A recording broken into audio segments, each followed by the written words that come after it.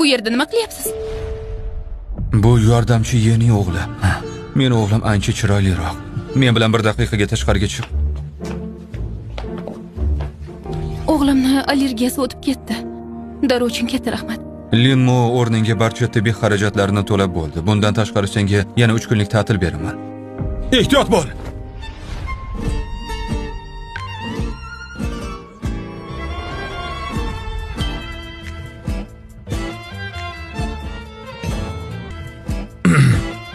Wow! Xo'jayin, kechiring. Men atayin qilmadim buni. Haligi yana ishlarim bor edi. Bora qolay. Ko'rishguncha xo'jayin, oq yo'l.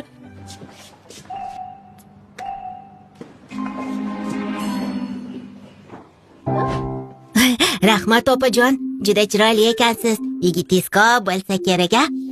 Men yolg'izman. Voy, bo'lishi mumkin emas. Nima, atrofdagilarni ko'zi ko'rmi? Lekin shunisi ham yaxshi. Katta bo'lganimda qo'lingizni o'zim so'rayman. Voy, kichkintoy, tiling buncha shirin. Bosh doktorni ko'rigiga yozdinglarmi? Yo'q. Bu oyga qabuli to'la ekan. Bosh doktor hozir qayerdaligini bilmaysizmi?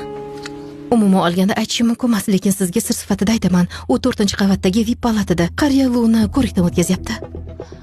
Xiaobao, yur, uni topamiz.